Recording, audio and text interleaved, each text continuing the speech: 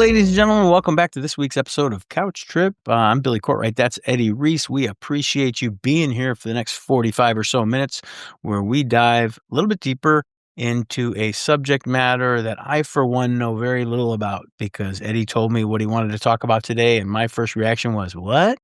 And so that led him to believe this would likely be a good conversation to have because if I'm not aware of it, and he and I have been talking for a minute now, then we would probably be wise to record this episode because if I'm not on the same page, chances are you're not either.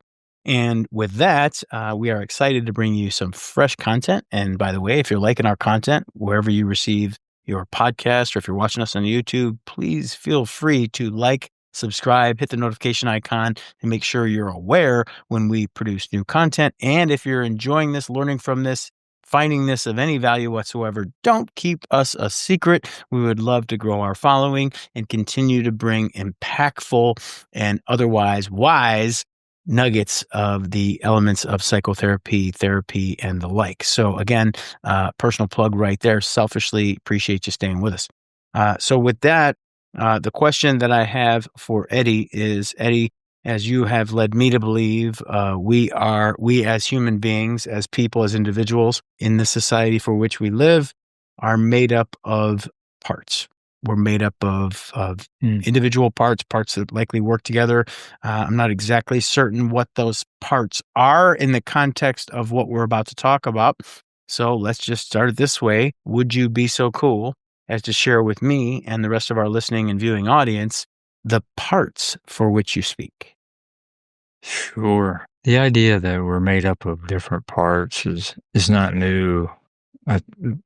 Where I learned it from, I think, really the first time was from studying Carl Jung. And Jung had that concept of parts. And it's been around with different ideas. Lately, there's a big movement called internal family systems, which pushes this parts idea very well. The problem that I had as I was growing up as a therapist and conceptualizing parts and how they play a part in who we are, what we do, the problem that I had young and with internal family systems is that there was always names for parts and it was all sort of laid out for you. And I don't like that idea that somebody's already named my parts or told me about my parts. I like for it to happen much more organically, as in if somebody comes to my office with a dream, I'm not going to listen to the dream and tell them what it's about. They can tell me much better than I could tell them what that dream's about. So what I put together is just simply the idea that we're made up of parts. So if a client comes in and they start talking and they have some kind of a dilemma, a conflict of some sort, and they go, well, I'm kind of thinking that I might need to get out of my relationship and it's really not working very well. And they'll talk about the reasoning that they have about getting out. And then they will switch over and start saying, but it's really a good relationship. We've been together a long time. We've got kids, we got married. Yeah. So reasons to stay in. And what I'll say to them is, so it sounds like you have two different parts of you, and I'll go ahead and introduce it to the client, two different parts of you who are struggling with this situation. And as we move along with that, eventually I will lead them into what we talked about before that I call the kindness dialogue, which is a conversation between those two parts. So I want to put out some more information about parts so that you have a better understanding of what's going on. And one easy way to begin to recognize your parts is to simply listen to your thoughts.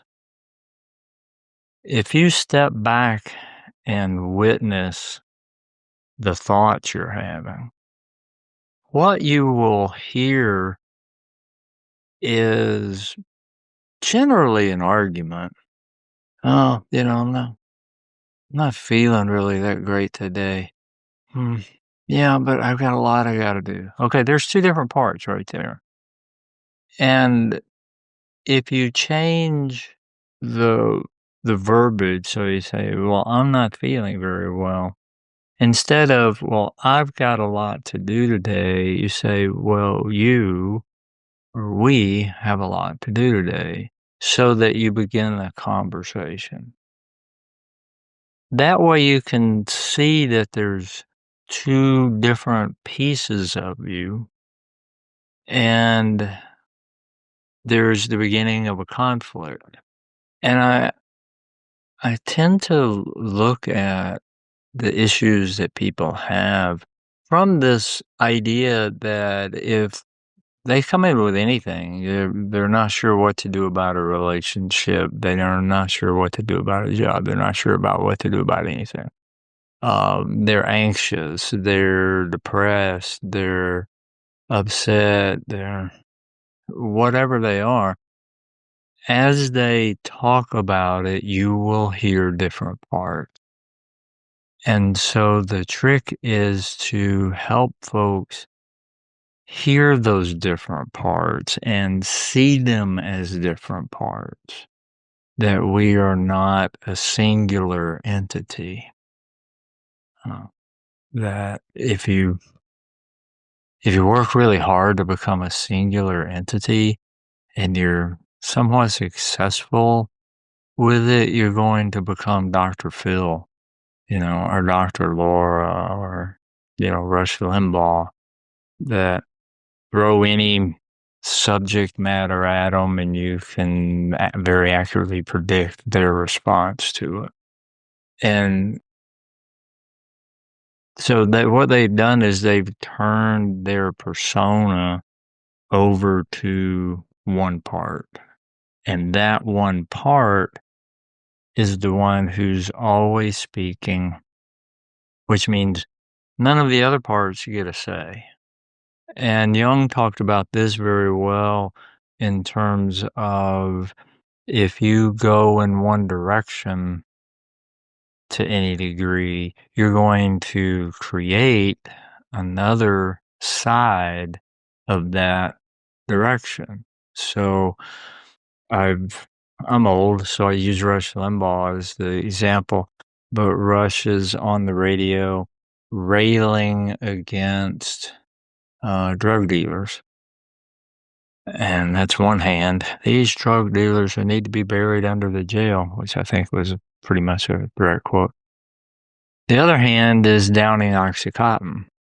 So any of the scandals where somebody is out saving souls and then get caught in a hotel room with a hooker, that shows you that you can't be singular in a way that's going to shut down the rest of you. That's where the conflict begins. When the conflict begins, you're going to pick your flavor of mental and emotional issue, anxiety, depression, rage, whatever. So that's kind of a quick. So what I heard there is like, as it pertains to public, I'll say famous, but it sounds like what I heard you say is that where every individual is made up of multiple parts.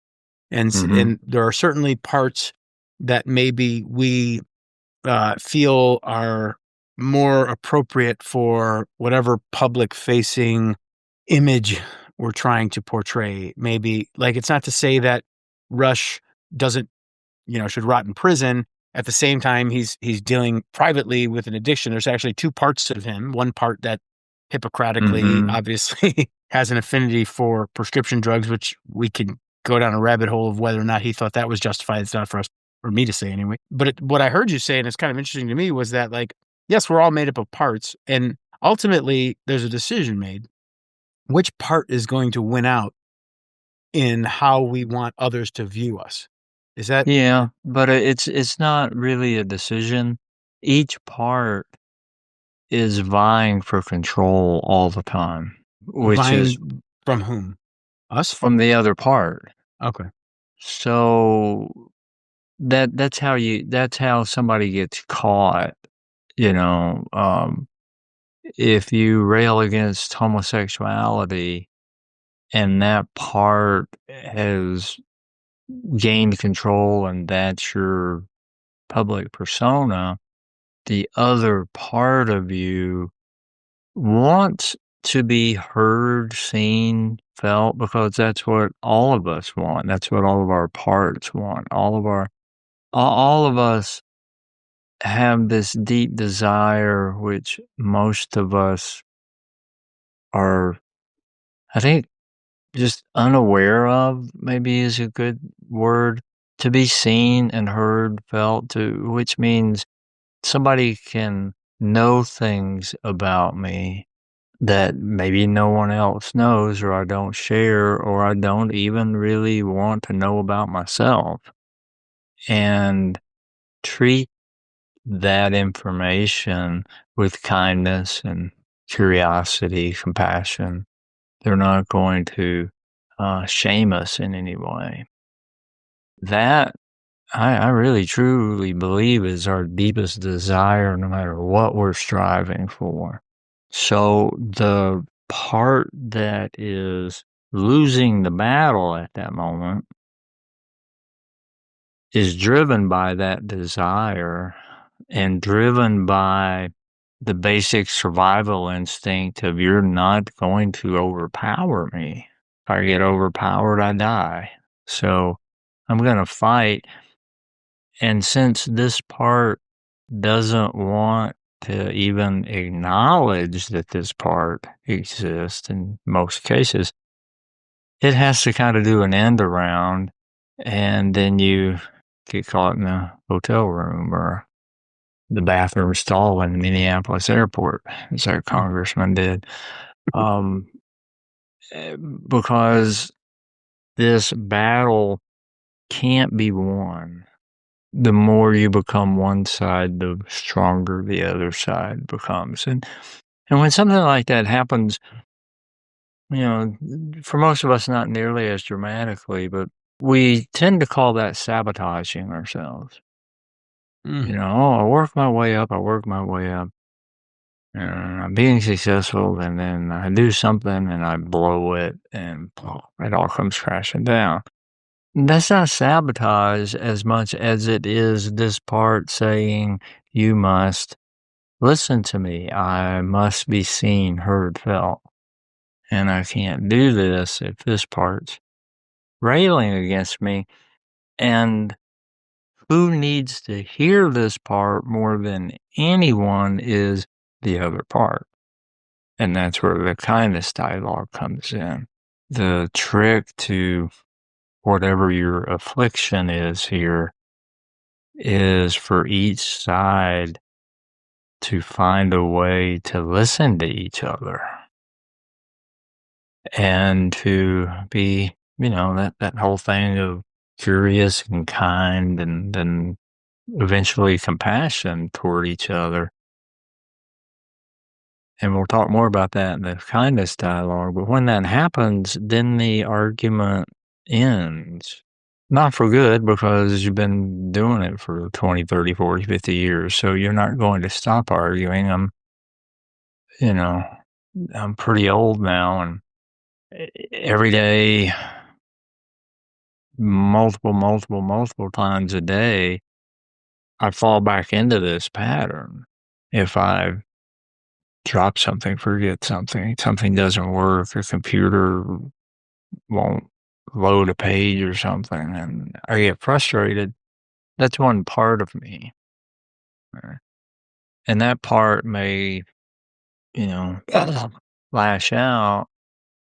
There's another part that will step in, which is different, and go, yeah, this is frustrating, isn't it? So I see you, I hear you. Mhm. Yeah, it really is. You know, maybe take a break. It could be just the page not working instead of the computer. Mhm. Mm. Yeah, so they're they're kind to each other. It's not shut up. You shouldn't be yelling at a computer. That's so stupid. Mhm. You know.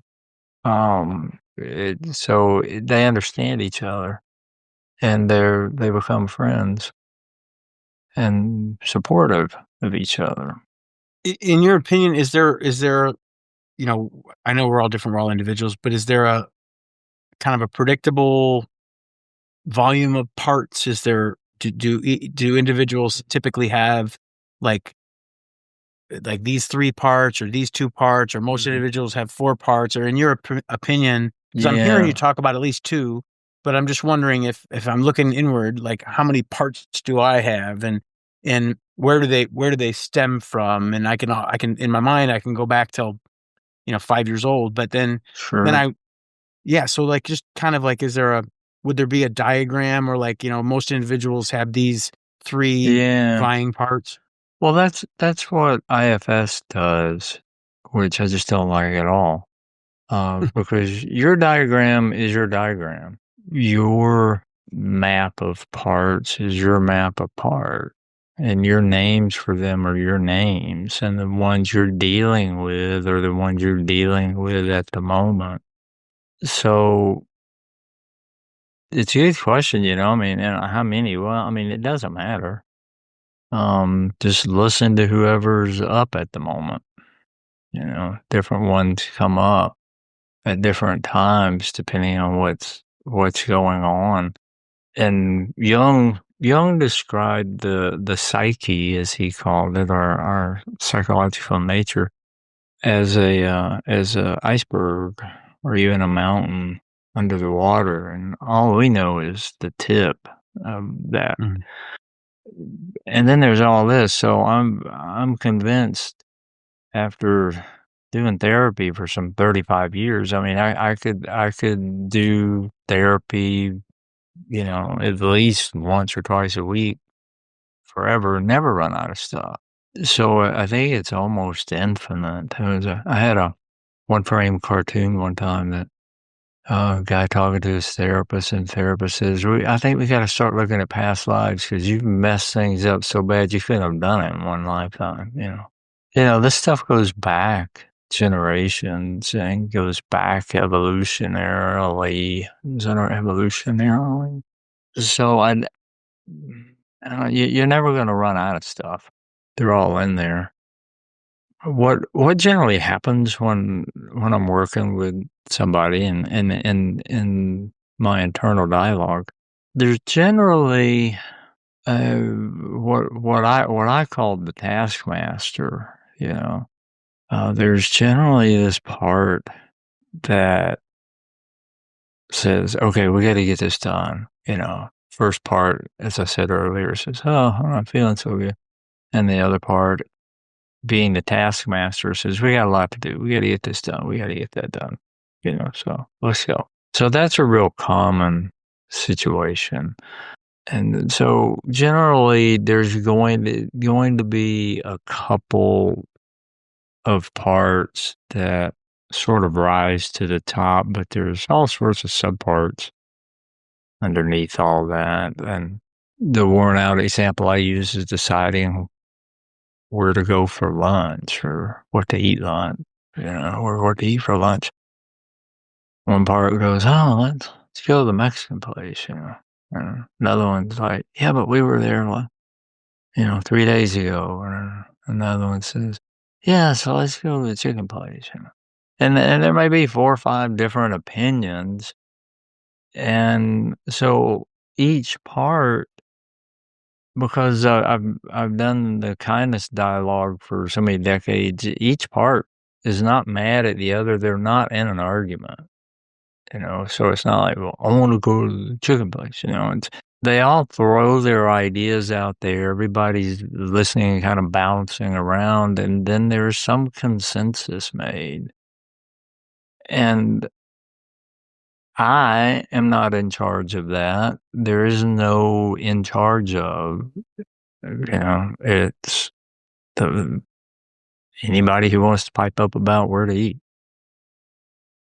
And so there's this conversation and everybody goes, yeah, that would work. Let's go there.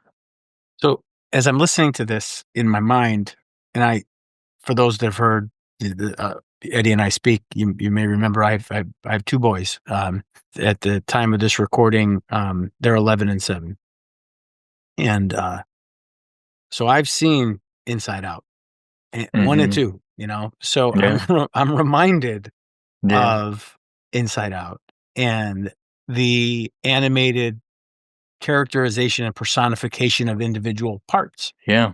Now, Yeah. their emotions, their personality traits, you call them whatever you want, but what I'm visualizing as you're talking are the Inside Out characters. Sure. Yeah, And I don't know absolutely. if it's relevant or not, but No, that's I think it's great. When I first saw that movie, I was just like, "Oh my god, this is awesome!" This is such a lovely portrayal. I'm sure there's probably a lot of people at Pixar that have had a good bit of therapy, no matter what movie they're making. Um, there's Hollywood a in general. lot in there. Well, nah, I don't see a lot of therapy coming out of Hollywood. Self-medication, maybe. Yeah.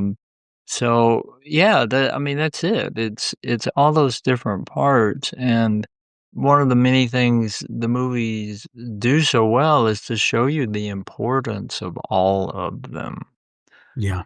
That if you've been keeping a part down for a long time, once you get to know that part and find compassion for it, you find that what happens, and this is one of those rare things in therapy. This happens 100% of the time, without fail. If two parts say go through this kindness dialogue and explore what's going on. Why are you fighting me? Why are you fighting me? Why do I fight so hard for this, for that?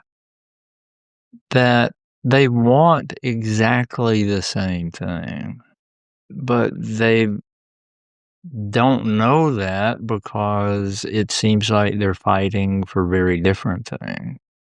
And so that's why I just, love is not a strong enough word, but I'm amazed all the time by how powerful having this inner conversation. If you replace all the singular monologues and arguments in your head with this very kind, curious, compassionate conversation all the time. Things like, that people come in with, the inability to make decisions, the arguments, the anxiety, depression, those sorts of things, they're greatly reduced because in my way of thinking, that's where it all comes from. If you had, especially an infinite number of actual humans portraying all of the parts of yourself and they're arguing 24/7, of course you're going to be anxious, depressed, mad, whatever. And it even explains things like addiction, if it's some part going, well, we got to get this done, so don't mess this up because you suck. This part hears us all the time, and you go get high. In my way of thinking, it's really this person giving this one the drug. Here, go get messed up so you'll shut the hell up, would you? And I can get some peace. And then this one goes, "Ooh, hey," and it's relaxed because it really wants peace in its life too. That's why it's riding you so hard to get you to do everything right, because if you do everything right, then everything will go right. All right? But that's a fantasy. It's never happened. The trick is you gotta stop yelling at me. We've got to become supportive and caring for each other. And then you get a basic kind of concept of what this is. You're applying it to yourself. Then you just apply it to the person in front of you and the people around you. And then if everybody applied it all over the world, most of the world's problems would go away. Hmm. Yeah, no, certainly, I I know you believe it. So Yeah. I mean, I really think any sort of political, cultural kind of problem upheaval comes from an inner dialogue, that has never been dealt with. And so there's just this constant shaming that goes on.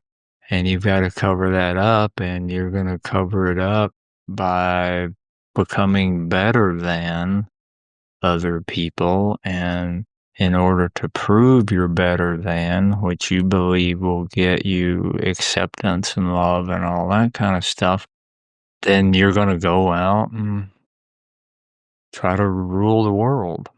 yeah. Well, it sounds to me like we all, especially in the context of this fascinating dialogue about parts, it reminds me of another film, which I can't, I can't think of the title of it, but at the end of the movie, it talks about how, you know, this group of people needs to get a little bit dirty. This group of people needs to clean up a little bit. There's a little bit of, I'm not saying it the way I want to say it, but essentially, we all have we're all a little bit weird. We're all a little bit conservative. We're all a little bit clean. We're all a little bit dirty. We're all a little bit high. We're all a little bit low. We're all a little bit forward. We're all a little bit backward. And it seems to me like maybe we're permitting, allowing, or promoting a certain part of us because in our view, it makes sense in the environment that we find ourselves, which by that rationale, we're Yeah. quieting, suppressing, Mm-hmm. postponing the evidence of other parts of us.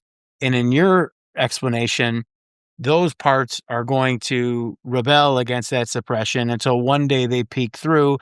And if the public facing persona of us is one thing, and there's a part of us that we all have that says, but what about me?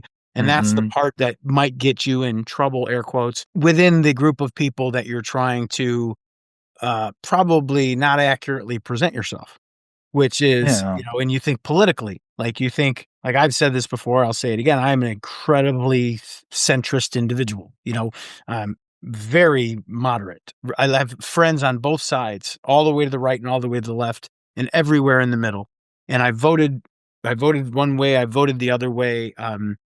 Uh, I'm not very judgmental. I love debate. I love people. So that's how I am. So I look at myself as having all kinds of different parts and even different views and I can find myself as almost, and I'm, being comfortable or an amalgam of different populations and people. Maybe that's why you and I get along so well, but there's just not like, I don't need to be around a bunch of people that think exactly the way I think.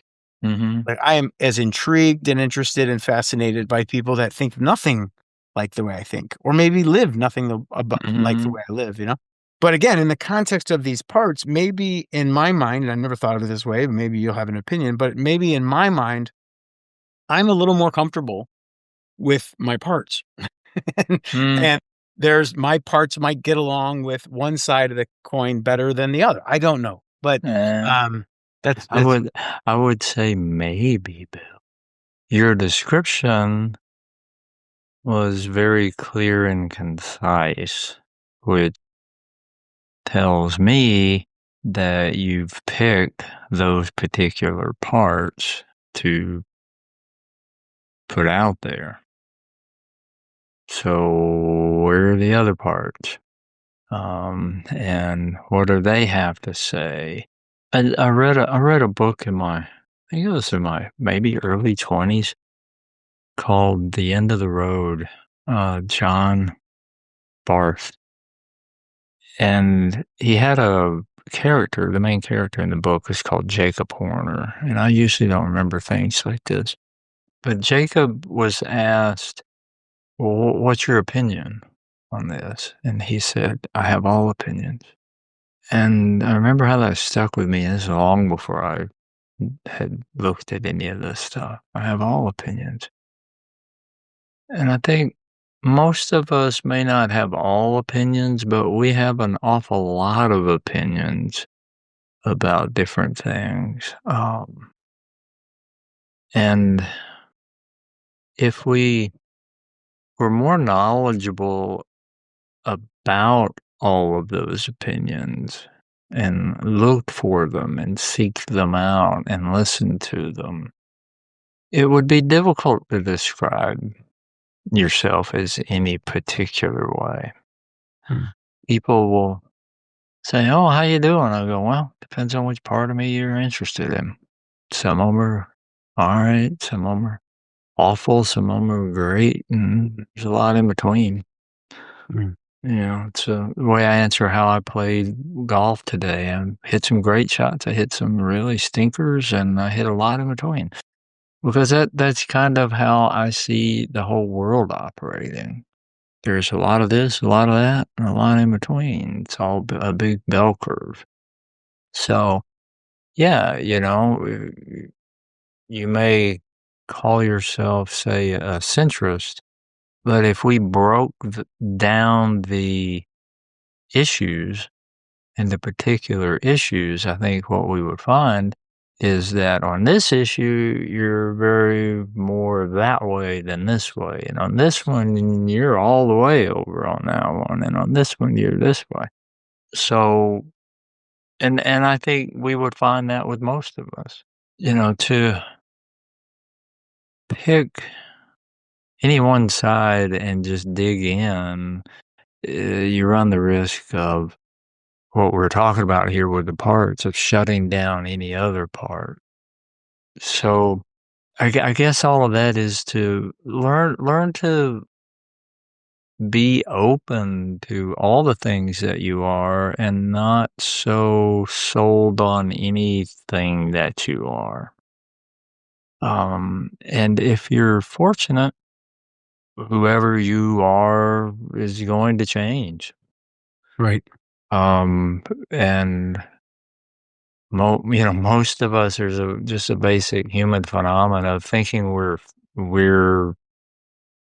finished, as in I'm put together now. I mean, people will go, "Oh, I just don't, I got some growth to do or whatever." But we tend to think this is the peak of knowledge or skill or whatever all the time, and that things won't be that much different. But if you look certainly back 10 years, 15 years, but look back a year. There's a great video of a guy that took a picture of himself every day for years. The exact same spot, exact same lighting. And, you don't notice a change from one day to the next, but when he speeds it up, I mean, you just watch him change, you know. And the same thing for the inside of us, too. It's, it's not a good thing to be the same person all the time. It means Mm. you're locked in on something. But again, like if it's becoming clearer to me, and I don't know that it is, but in my mind, it sounds like you're inviting people to acknowledge the multiple parts of themselves. Mhm. And even to the degree that they can recognize, acknowledge, validate, and have a conversation with those multiple parts and invite that Right. conversation and do so kindly, Mhm. compassionately, with curiosity. But at the same time, I'm hearing that, and I keep talking about this public facing promoted part because I think Right. there's likely there's a winning over of in our psyche of like, oh, this part's going to serve me best here. Or Because I think others right. will accept it, 100%. which has nothing to do with what I accept. Which is, yeah. And there's the rub. And which is to say that there might be some additional shame around the other parts that you may acknowledge as being there, but are fearful to bring forward because Mhm. it may alienate me in these people I call my people. Mhm. Sure. And so what I'm proposing is that if we spent time with ourselves in this way, we work through that shame so that we see ourselves differently in that there's no need to hide this or hide that. Except in the cases of where it would be dangerous, to let somebody know you thought or believed something. But in most cases, I think people are drawn toward is what they're going to call sincerity. This person seems really genuine, down to earth, which generally means they're pretty darn comfortable with who they are, what they're saying, what they think. That's somebody who is going to be seen that way. And it would, unless it's a persona itself, it, it's going to be a reflection of how much time and effort you've put with the different parts of yourself, for lack of a better term, healing the shame that's involved. But that means really getting to know the other part to where you go, oh, okay, I get it. I see why you're doing that. And, it'd be helpful for me if, oh, really? Oh. And they learn to work together. The more you do that, and the more comfortable you are, the less you're even going to have the thought of how to be when you meet somebody. Doesn't matter because you're you, and I'm gonna be me when I meet somebody. So, Yeah, I think the goal is to be our true authentic self. I think that's easier said than practiced. well, not really, because some of our true authentic self you don't really want to bring out in public. That's what I'm saying. Yeah, Yeah, I exactly. mean, but you don't. It's not because, ideally, it's not because you've shamed it into not showing up. It's because that part and other parts, like I said, know it would be dangerous in this situation. I teach people when they're learning these sorts of things, because most everybody lives in this all or nothing world, which is part of the problem. And so if I talk about, well, you got to get to know these parts and be able to share those with other people, they're going to share all of this with everybody. And no, you've got to learn discrimination. You've got to learn this person situation. I can share this bit of me to this degree and do that with each bit and piece of it. You know, I may have mentioned this in another podcast. I don't think very few of us ever have a relationship with somebody to where that one person knows every single thing about us and we're comfortable sharing everything with them. So you learn naturally to discriminate. But if you do it consciously, it works a whole lot better. And then you are able to build on, can I share this? Can I share this? Can I share this? And that is what creates another thing everybody says they want, which is a closeness and an intimacy. Closeness is I can be more and more of myself with somebody. You don't feel close to somebody you can't really say much around. True. So intimacy is the other side of that I'm with this person, and there's no editing going on. I'm not trying to watch what I say or do, mm, anything like that. So all of this is also about improving the relationship with yourself, which I think is the most important relationship that needs help, and then relationships with other people so that you get along, and that's which is a goal. That's why I practice that. You want to get along with people. And again, I think it applies globally, Yeah, yeah. all from a pretty simple concept, I think. Well, it's simple, but it's the word escapes me, but it's simple, but it's not easy. But the No. idea that so much of what we've talked about for the year or more that you and I've been recording these episodes, and you could very well distill every topic we've ever had to a conversation about winning over, suppressing, or breaking Mhm. free of one or more parts. Yeah, yeah, I mean, it really does come down to that. It always comes down to the conflict, the difficulty, the shame, however you wanna talk about that, that's internal, and the ability or inability to break free of that. Somebody wants peace of mind. Peace of mind is that all the parts get along pretty well. You know, nobody's trying to gain control.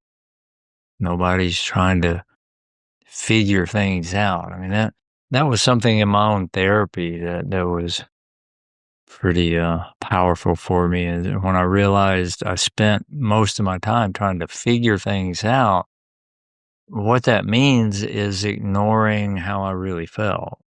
I wanted to come up with a mathematical formula as a solution, and I came to see it and tell myself and other people that you're trying to solve a math problem. I mean, a literature problem with math. You're working on this formula, but this is a literature problem. This is about your Mm. heart and emotion and feelings. So the more of this inner dialogue I have and the more comfortable my parts get with each other, the less figuring out I've got to do.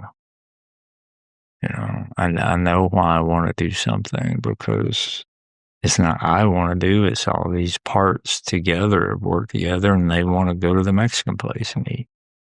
I don't have to figure that out. Like I said, there's no me in there leading the group, you know. So before we run out of time, I wanted to mention a book, Incognito, David Egelin. And David writes about different science topics and things. And when I read this book, I was so blown away. He talks about kind of he says it's the secret lives of the brain, but it's really the lives of our nervous system and how that works in our bodies. And shows, for an example, we don't really see anything. Our eyes take in light, and that produces these neural firings that put this mess back there. It's not a picture in our brains, and our brains literally figure out what the thing is that we see. And then on top of that, and I love this as a psychological metaphor, that we have a blind spot that we just fill in. I'm not seeing that. I'm just making that part up. Okay, so I love that as a psychological metaphor. But he takes examples like that and shows how our neurological processes feed into who we are, what we do, how we do things like that. And what he's talking about in here is parts, that neurologically, there's a part that wants this, and neurologically, there's a part that wants that. I mean, a real simple example is got to keep my heart beating. So there's a part of my nervous system that goes after that. There's a part that goes after my breathing, one that goes after digestion, one that goes after movement. They're all competing for the energy that is in me because Mhm. there's a limited amount. So there's competition, and infighting going on all the time. And you can get a hold of an awful lot of that. I mean, there are people who can meditate and change their heart rate, change their breathing patterns, change their brain waves, things like that, which is a neurological data example of what I'm talking about, Mm. in my metaphor of parts, that you get these parts together to where they're not competing and things change. You slow down, or you can speed up. I had a feedback program one time, attach these things to your fingers, and you can play these little games of making things move and things like that. And so you're learning to, in a sense, be with that part of you that does that. And it's great when I would do it with clients, I'd start with their heart rate and I was, if they're anxious, let's see if we can lower your heart rate. And they say, oh, your heart rate's 78. Okay. Just see what you can do to bring it down. And as soon as I do that, it just shoots straight up. Right. And I go, well, here's part of your problem. Anytime you try to relax, you make yourself more anxious. And the reason that is because, there's this part of you that wants to be in control of your heart rate. And the way that it wants to be in control is by shaming. You heard him. Lower your heart rate. Oh. And so it doesn't take long. It just takes generally a minute or two. And I go, don't have any thoughts. Just look at the number and see the font, see the color, and go, okay, that's 78. Now just picture 73. What would a 3 look like? Just meditate on 73. And it won't take long. Your heart rate goes to 73. And I go, how'd you do that? And they go, I don't know. Oh, good. You don't need to know. Right. Pay no attention to the man behind the curtain. Yeah. So David's book is really fascinating. One caveat, he takes all this stuff that he's written about and then he wanders off into its implications in the legal judicial system, which I was very interested in, but most people would go, wait a minute, I thought this was about that. But so if you get to that part and you're not interested in it, then don't finish the book. No, this is good. This is, yeah, ladies and gentlemen, it's always interesting for me personally, as much as I feel like I know Eddie, and I'm personally fascinated with the science and the subsequent conversations that come from discussing openly psychotherapy and its benefits and its root. And I have a background, as some of you know, in business and marketing is really just behavioral science and kind of how that ties into advertising and getting people to do whatever it is that you'd like them to do in accordance with your business model. And hopefully it's of equal value. We're not trying to pull things over on people, but in the context of the conversations that we have, I learn so much. And, I just, if people out there are getting the same kind of aha moments that I'm getting, and maybe it's the part of me that finds Eddie and the subject matter so revealing and calming. Gosh, I mean, I find myself at times just listening And it's like this rush of oxytocin where I just literally feel like I could listen forever. And I know I've told you that before, and it's probably a good trait for a therapist that you have that. Probably be a Yeah. good trait for a professor too. Mhm. Yeah, I get that a lot, and I think what that might be about is the unheard parts, meaning the parts that you don't hear as much. They know I'm hearing them and advocating for them. Mm, And so they, in those moments, don't feel like they have to fight as hard. yeah. And I think that's what happens. And I also think the parts who tend to be those taskmasters and push down, they also hear that I'm talking about them and advocating for them, that you don't have to work so hard. You don't have to put so much Right. effort into it. I mean, it's really tiring. That's what you hear from a part like that is, "I'm really tired." I think you're right. I think you're right. Well, ladies and gentlemen, hopefully this was as interesting and intriguing and informative and inspiring for you as it was for me. This has been another episode of Couch Trip Therapy for Every Life. Today we talked about parts. And although I wasn't sure what the heck, where we were going to go with that, I instantly understood because of the way in which Eddie explains things. And again, I used the inside out example as a way to visualize it, and it really was quite sensical. And now I'll have the challenge of encouraging my domineering parts to relax, and my Mm. subservient and quiet parts to shine through and No, you be just less added concerned. another part. What you just described is, okay, I've got this dominating part and a subservient part, and I'm gonna step in and I'm gonna encourage this part. Well, now you got That's right. I'm going 3 to be arguments the. going around. That's right. Yeah, it's crazy. It's crazy. We Yeah, story we for another day. all Yeah, we all use the thing that causes the problem to solve the problem in the beginning. Yeah, I think that's fair. Yeah. Well, So, go ahead, buddy. Last final words before we wrap.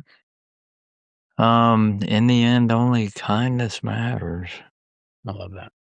and we sure need a lot of that, and there's a lot of that out there, and so go be a part of that.